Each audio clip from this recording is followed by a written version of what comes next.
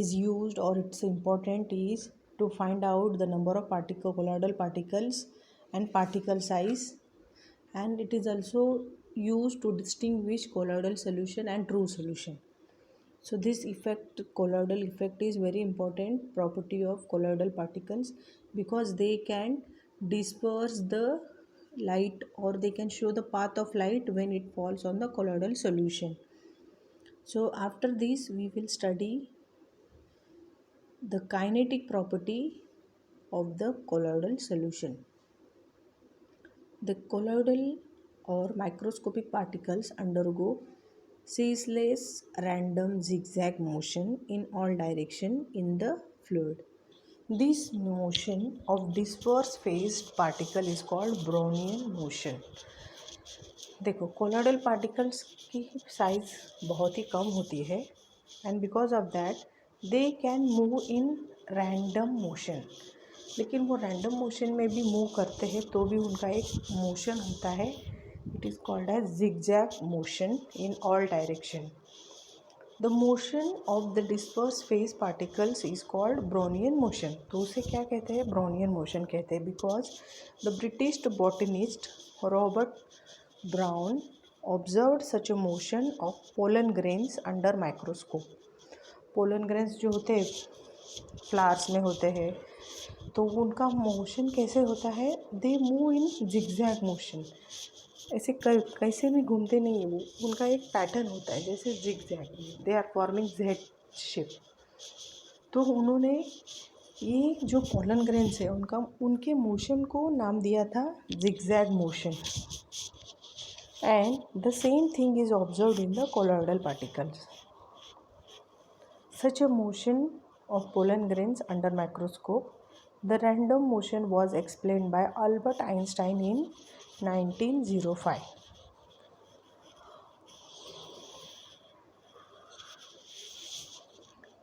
देखो, Brownian motion में यहाँ पे पार्टिकल्स है, वो कैसे मूव कर रहे हैं. एक अलग डायरेक्शन में वो अपने अपने इसमें स्पीड में मूव करते हैं, but when they are moving they use to form zigzag. Cause of Brownian motion: constant collision of particles of disperse phase with the fast moving particles or molecules of dispersion medium. देखो, constant collision of particles of disperse phase. Disperse phase मतलब जो थोड़े मात्रा में होते हैं वो disperse phase, और डिस्पर्शन मीडियम मतलब जैसे पानी है बहुत सारा, उसमें से थोड़े से पार्टिकल्स है तो वो डिस्पर्स फेज, और जो बहुत सारा है वो डिस्पर्शन मीडियम. तो जो पार्टिकल्स होते हैं उनके बीच में कांस्टेंट कोलिजन होता रहता है. कोलिजन मीन्स टकराते हैं एक दूसरे से. So when they are collide with the fast moving molecules of dispersion medium they will cause a Brownian motion. ये कब होता है Brownian motion? When they will collide. अगर two things are moving and they will collide, what will happen? Their energy will decrease and they will go in different direction, and because of that they will cause a Brownian motion, zigzag. जैसे Z का shape होता है वैसे ये बनते हैं. Due to this the disperse phase particles acquire kinetic energy from the molecule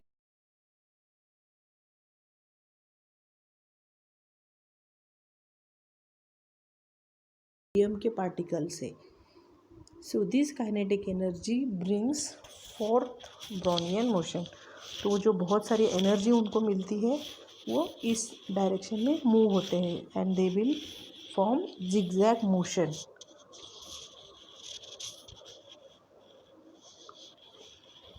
so this Brownian motion और zigzag motion is very important. It is called as kinetic property of the colloidal. And then we have electrical property which is cancelled. After that we'll study, हमें electric property तो नहीं पढ़नी है because it is cancelled, omitted है ना.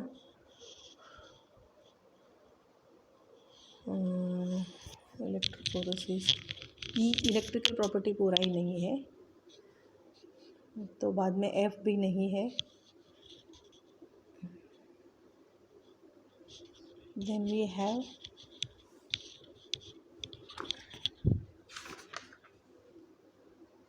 properties of emulsion और emulsion है 11.9.7 ये directly we will come to emulsion. Now emulsion क्या है? A colloidal system in which one liquid is dispersed in another immiscible liquid is called emulsion. देखो आपको miscible और इमिसिबल पता है. मिसिबल मतलब दो सॉल्वेंट लिक्विड, दो लिक्विड एक दूसरे में मिक्स हो जाते हैं, उसे मिसिबल कहा जाता है.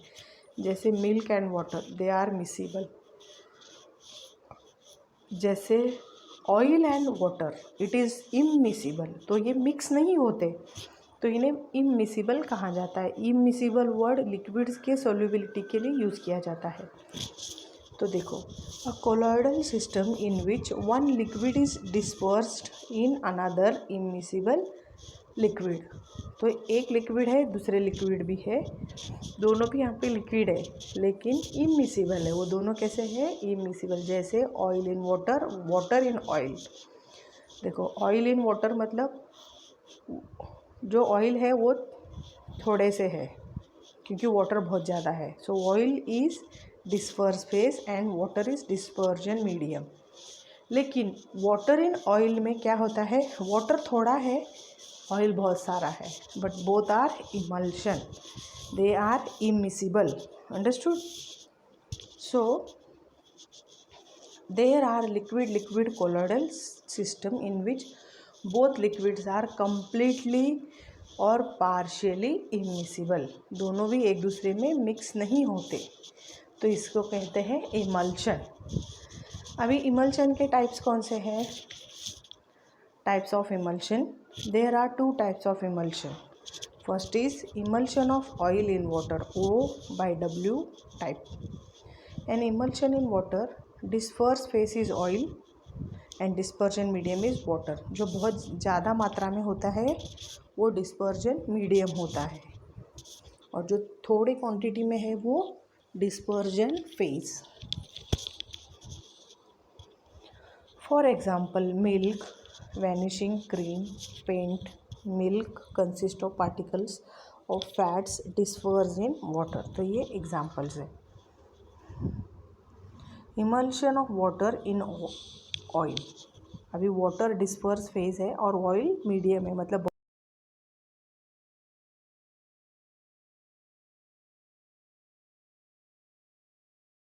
phase is water and dispersion medium is oil is called emulsion of water in oil. For example, cod liver oil consists of particles of water dispersed in oil. Some other examples of this type include butter, cream. इसमें भी थोड़ा थोड़ा पानी रहता है. Okay, so these are the emulsion.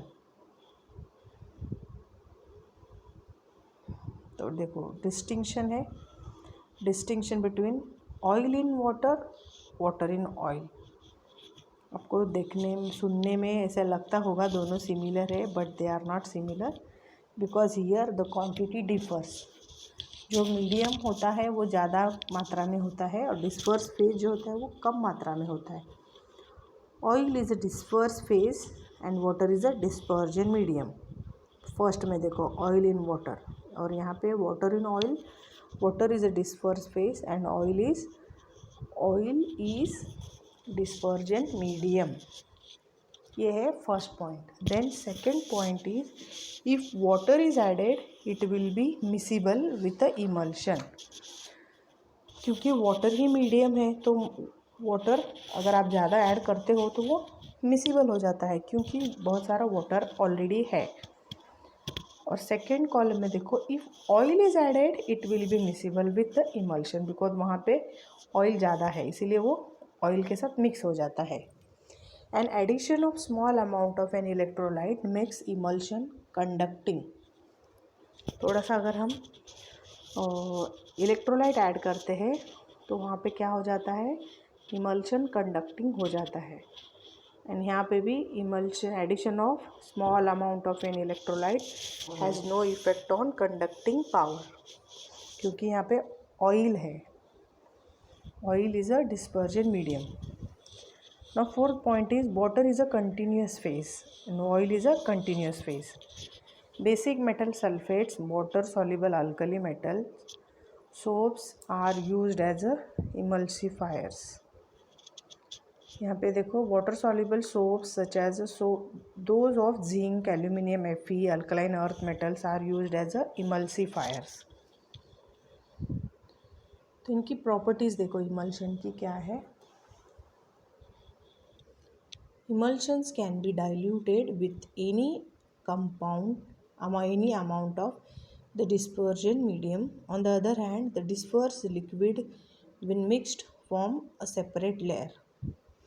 Emulsion मतलब क्या होता है, दो लिक्विड्स जो एक दूसरे में मिक्स नहीं होते हैं तो इनको हम डाइल्यूट कर सकते हैं by any amount of dispersion medium. On the other hand the dispersed liquid when mixed form a separate layer. अगर वो मिक्स हो जाता है फिर भी वो सेपरेट लेयर बन जाता है क्योंकि ऑयल अगर वाटर आप कितना भी ये करो वो अलग अलग ही दिखते हैं. The droplets in emulsion are often negatively charge and can be precipitated by electrolyte. तो इनके ऊपर नेगेटिवली चार्ज रहता है and they will precipitate. Emulsions show Brownian movement and Tyndall effect. देखो इमल्शन क्या करते हैं, they are showing Brownian movement and Tyndall effect. Two liquids in emulsions can be separated by heating, freezing and centrifuge. तो दोनों जो liquid oil और water है उनको हम सेपरेट कर सकते हैं बाय हीटिंग, फ्रीजिंग.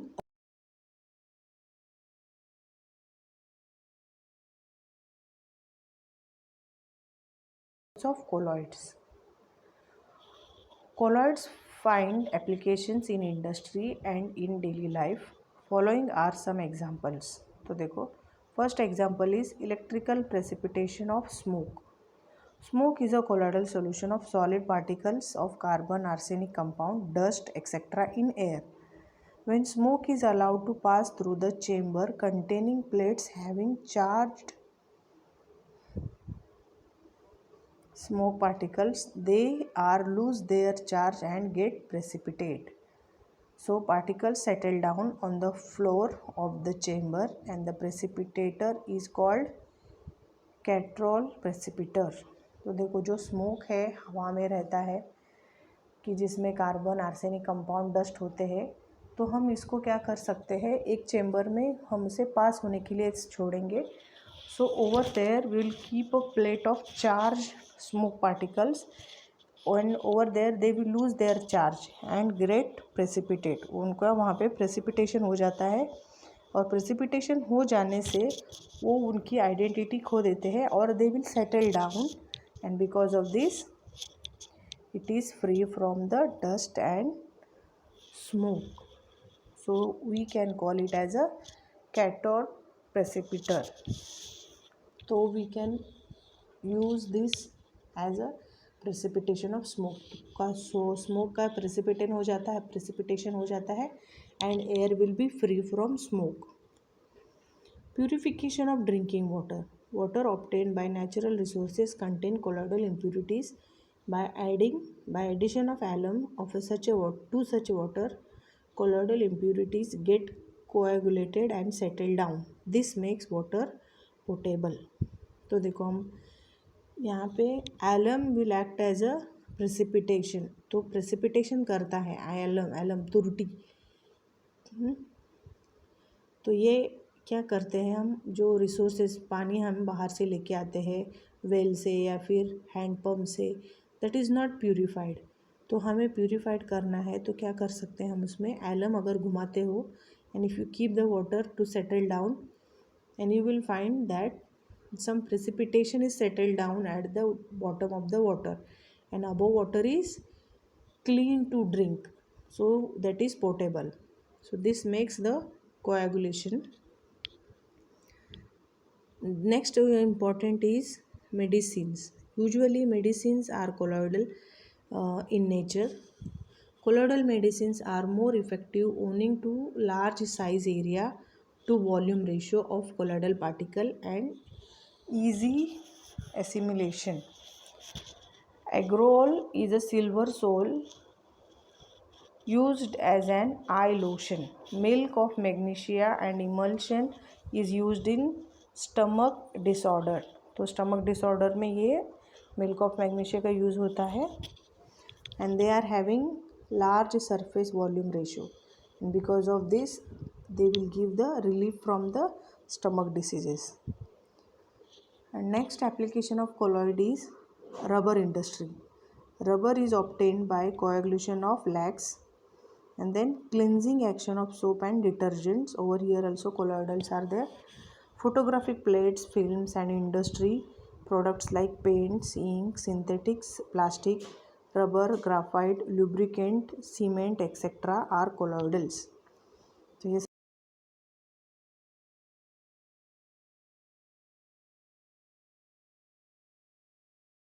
है, सीमेंट में भी colloidal particles होते हैं. So here the colloidal topic is over. You will study the important question whatever I told you. I told you to write. So distinguish, you will write down emulsion, oil in water, water in oil. Okay.